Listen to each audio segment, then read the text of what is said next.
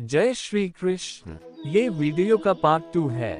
अगर आपने इस वीडियो का पार्ट 1 नहीं देखा है तो चैनल पर मिल जाएगा और कमेंट में जय श्री कृष्ण लिखना का भूले। आइए वीडियो को शुरू करते हैं। श्री कृष्ण कहते हैं, लेकिन मेरी माँ मुझे बार बार फोन करती थी, मुझे समझाती थी कि बेटा बैठा कर, थोड़ा समय ही सही लेकिन बैठा कर। मैं अपनी माँ की बात नहीं मानता और मुझ में इंग्लैंड जाकर पता नहीं किस बात की अकड़ आ गई थी कि पता नहीं मैं कहाँ आ गया हूँ। और अहंकार भी बहुत बढ़ गया था। तो उसके बाद मेरा रिश्ता अमेरिका में किसी लड़की के साथ हो गया। वह मेरी माँ ने करवाया था और रिश्ते के लिए मैं इंग्लैंड से इंडिया गया और वहाँ पर मेरा रिश्ता हुआ। और उसके बाद मैं वापस इंग्लैंड चला गया और उसके कुछ दिनों बाद मेरी तबीयत खराब हो गई।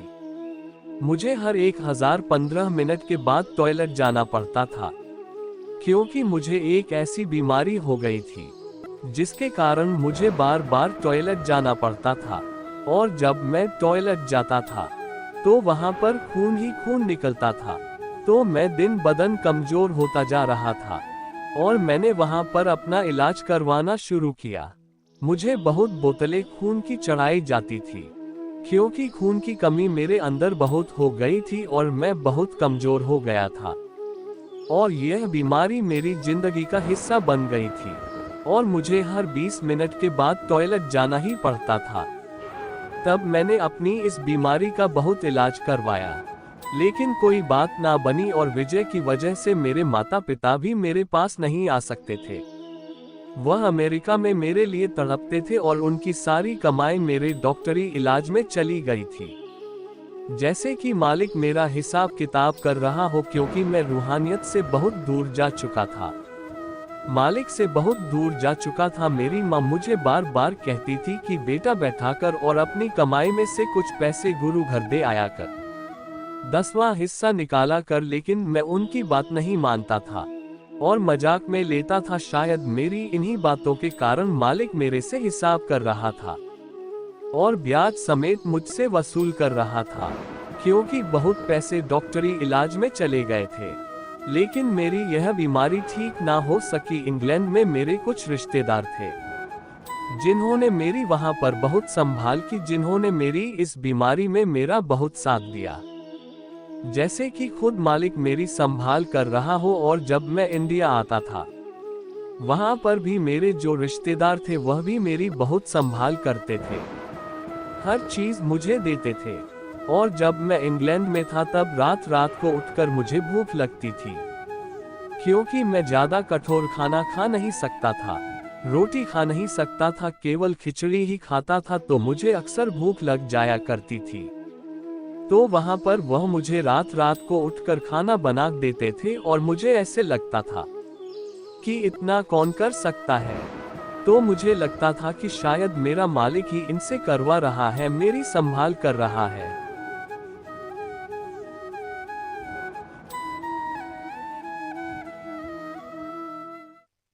तो मैं इस बीमारी से इतना परेशान था कि कभी कभी मेरे से बिस्तर से उठा भी नहीं जाता था।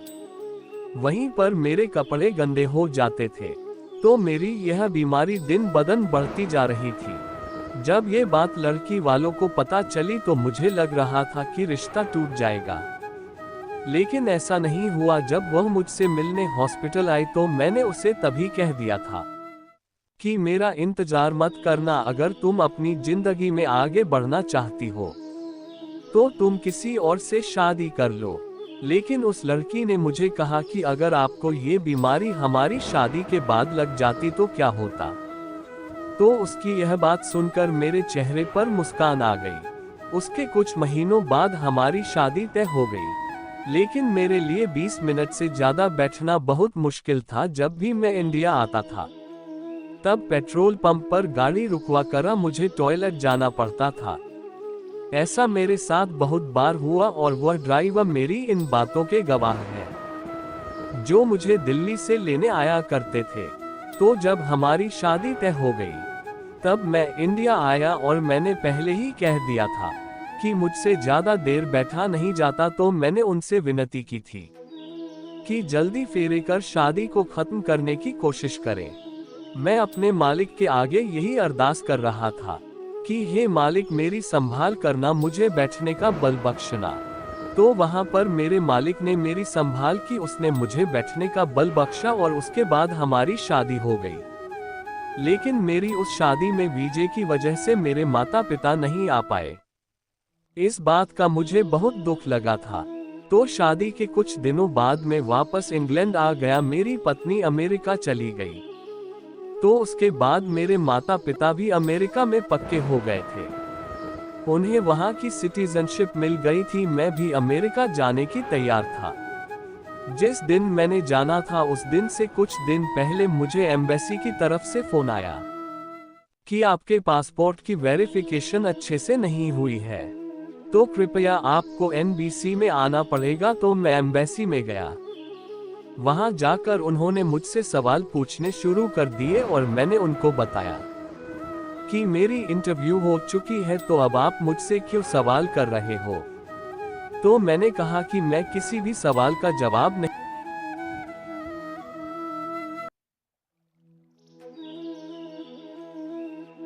नहीं दूंगा।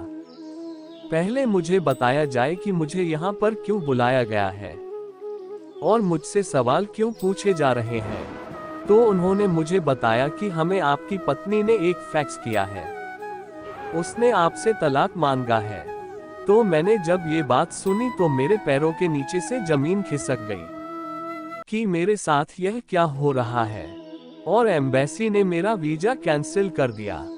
तो मैं निराश और हताश होकर वापस घर को आ गया और मैं इतना परेशान था कि मेरा मन कर रहा था कि मैं किसी गाड़ी के नीचे आकर मर जाऊं, और मेरा सुसाइड करने का मन कर रहा था। लेकिन फिर मैंने अपने मन को हौसला दिया कि मैं तो दूसरों को ऐसे काम करने से मना करता हूं, तो मैं ऐसे कैसे कर सकता हूं। तो मैंने अपने आप को हौसला दिया और संभलने की कोशिश की और उस मालिक के आगे अरदास की कि मेरी संभाल कर मुझे हिम्मत बख्शे। तो उसके कुछ दिनों बाद मेरा उससे तलाक हो गया।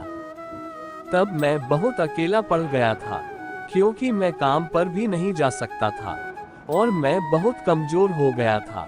मैं अपने माँ बाप पर बोझ बन गया था, वही मेरा खर्चा उठाते थे। तो एक दिन मेरी माँ ने मुझे फोन किया कि बेटा तू फिर से बैठना शुरू कर दे, मालिक की याद में बैठना शुरू कर दे। तो मैंने जब माँ की यह बात सुनी मुझे मेरे बचपन के दिन याद आ गए कि माँ मुझे शुरू से यही कहती आई है कि बैठना जरूर। और तब मुझे रोना आया कि मैं मालिक से दूर हो गया था, भटक गया था, जिसके कारण आज मेरी यह हालत हुई है।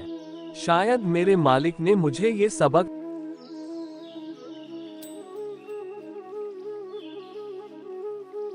दिया है। तो मैंने उस दिन से फिर बैठना शुरू किया। मैंने अपनी माँ की यह बात मानी और उसके बाद मेरी हालत में सुधार आना शुरू हो गया। मेरी यह जो बीमारी थी धीरे धीरे ठीक होने लगी थी। और फिर एक दिन कनाडा से मेरे एक पुराने दोस्त का फोन आया और उसने मुझे कहा कि यहाँ पर एक नौकरी है। मैंने तुझे इसलिए फोन किया है क्योंकि तुम इस नौकरी के काबिल हो। तो जैसे ही मैंने यह बात सुनी तो मुझे लग रहा था कि मेरे मालिक ने मुझे एक अवसर और दिया है। तो मैंने उस नौकरी के लिए अप्लाई कर दिया और मुझे वह नौकरी मिल गई और धीरे धीरे मेरी जिंदगी पटरी पर आनी शुरू हो गई।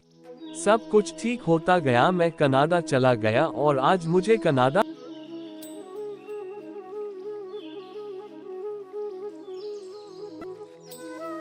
में 5 साल हो गए हैं और मेरी शादी भी हो गई है।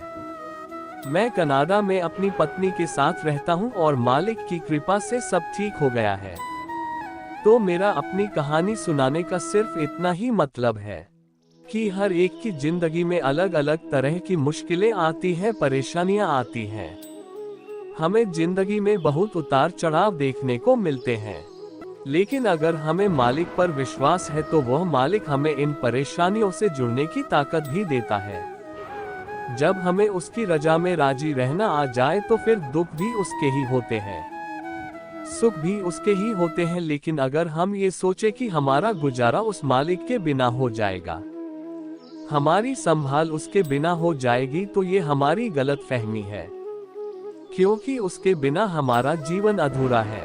केवल वही है जो हमें हर दुख तकलीफ से जूझने की ताकत देता है। अगर हम उससे जुड़े हुए हैं तो वह हर पल हमारी संभाल करता है।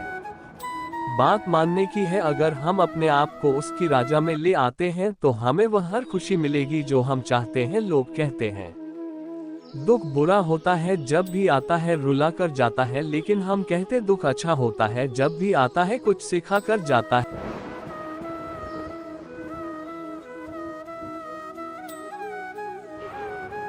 ना जाने किस दरबार का चिराग हूँ मैं, जिसका दिल करता है जलाकर छोड़ देता है। जिंदगी की हकीकत को बस इतना ही जाना है। दर्द में अकेले हैं, खुशियों में जमाना है, वह किताबों में लिखा नहीं था। जो सब कुछ जिंदगी ने सिखाया मुझे, मुस्कुराते हुए इंसान को कभी जब देखना हो सकता है। रुमाल गिला मिले ये दिन भी कयामत की तरह गुजरा है। ना जाने क्या बात थी, हर बात पर रोना आया। जो लोग दर्द को समझते हैं वह लोग कभी दर्द की वजह नहीं बनते। हर आदमी के अपने गुप्त दुख होते हैं जिन्हें दुनिया नहीं जानती, और कई बार हम किसी आदमी को कठोर समझते हैं जब वह केवल उदास होता है। दुख एक ऐसा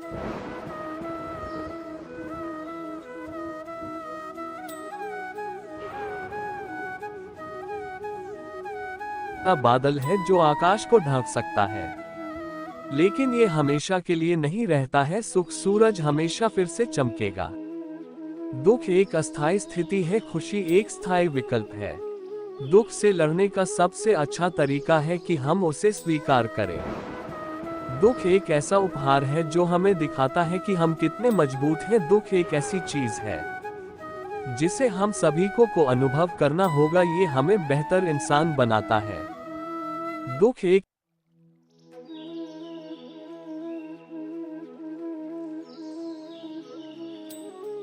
ऐसा तूफान है जो हमारे जीवन से गुजरता है।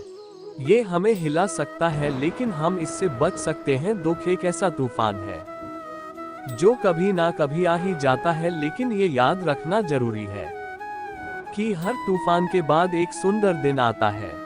दुख एक ऐसा क्षण है जब आत्मा को अपने आप को फिर से खोजने के लिए समय मिलता है। दुख एक उपहार है क्योंकि यह आपको समझने में मदद करता है कि आप क्या खो चुके हैं। दुख एक मजबूत भावना है, लेकिन यह आपको भी मजबूत बना सकती है। दुख के बाद ही खुशी आती है। दुख से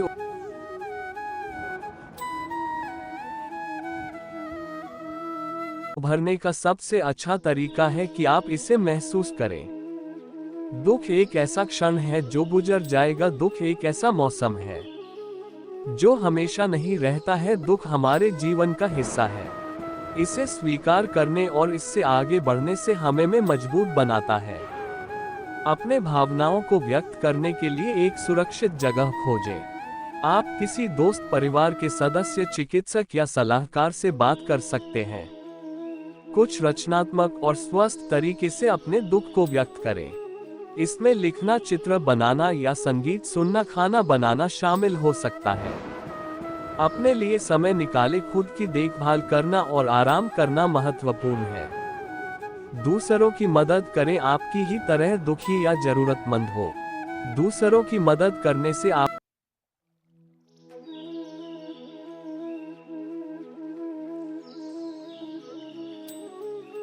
को खुद को बेहतर महसूस करने में मदद मिल सकती है। अपने पसंदीदा कामों या गतिविधियों में संलग्न हो यदि संभव। जो प्रकृति के साथ समय बिताएं, घूमने निकल जाएं, योग या ध्यान का अभ्यास करें। दुनिया में कोई ऐसा नहीं है जो कभी ना कभी दुखी ना हुआ हो। यह एक स्वाभाविक मानवीय भावना है। हम सभी कभी ना कभी दुखी महसूस करते हैं। दुख का अनुभव करने के कई कारण हो सकते हैं, जैसे कि किसी प्रियजन की मृत्यु, ब्रेकअप या किसी लक्ष्य को प्राप्त करने में विफलता। लेकिन याद रखें कि दुख एक ऐसी चीज है जिससे हम सभी को कभी ना कभी गुजरना पड़ता है। साथ ही यह याद रखें कि समय के साथ चीजें बेहतर हो जाएंगी। बुरा वक्त आपको जिंदगी के उन सभी सच से सामना करवाता है जिनका आपने अपने अच्छे वक्त में कभी ख्याल भी नहीं किया होता है। सभी धर्मों को छोड़कर मेरी शरण में आ जाओ, मैं तुम्हें सभी पापों से मुक्त कर दूंगा। इसमें कोई संदेह नहीं है। आत्मा को निरंतर साफ करते रहे, दुनिया को निरंतर माफ करते रहे, परमात्मा को निरंतर याद करते रहे। आज मुश्किल, कल थोड़ा बेहतर होगा, बस उम्मीद मत छोड़ना, भविष्य जरूर बेहतरीन होगा।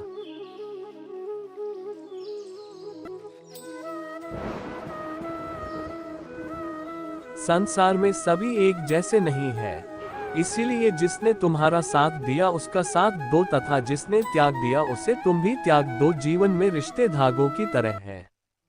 जिस धागे की गांठें खुल सकती हैं उस धागे पर कैंची नहीं चलानी चाहिए, क्योंकि रिश्तों की छोटी छोटी खुशियां ही तो जीने का सहारा बनती है। ख्वाहिशों का क्या, वो तो पल पल बदलती है। संबंध बड़ी बड़ी बातें करने से नहीं, छोटे छोटे भाव को समझने से गहरे होते हैं। कोई भी कारण हो, कोई भी बात हो, चिढ़ मत, गुस्सा मत करो, जोर से मत बोलो, मन शांत रखो, विचार करो, फिर निर्णय लो। आवाज से आवाज नहीं मिटती, बल्कि चुप्पी से मिटती है।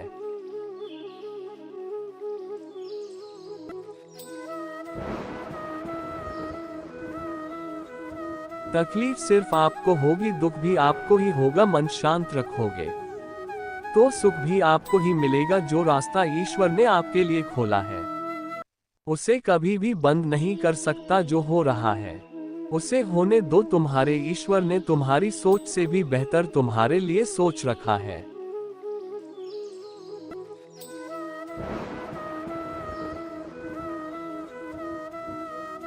विश्वास अगर खुद पर रखो तो हमारी शक्ति बन जाती है, और दूसरों पर रखो तो वह अपनी ही कमजोरी बन जाती है। आप कब सही थे इसे कोई याद नहीं रखता है, लेकिन आप कब गलत थे इसे सभी हमेशा याद रखें।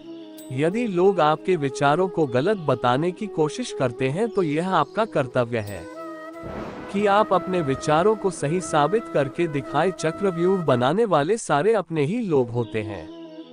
ये बात कल भी आज भी नहीं बदली, और यह भी पक्का है कि फंस भी वे स्वयं जाते हैं। गीता में श्री कृष्ण ने कहा है, प्रेम का अर्थ किसी को पाना नहीं, किंतु उसमें खो जाना है। प्रेम वो नहीं है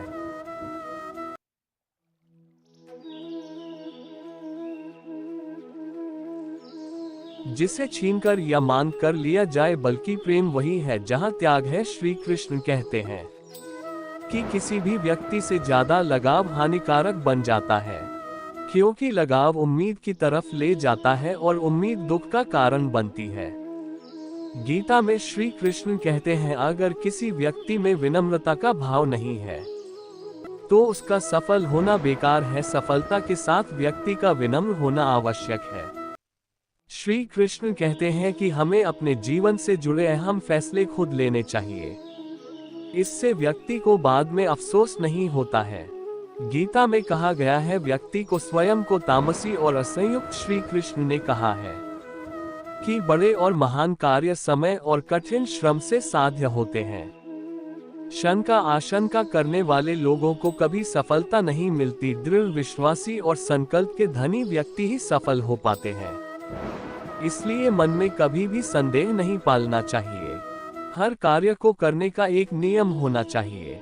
किसी भी कार्य को ठीक एक ही समय पर नियम के साथ करते रहने से उसकी आदत बन जाती है।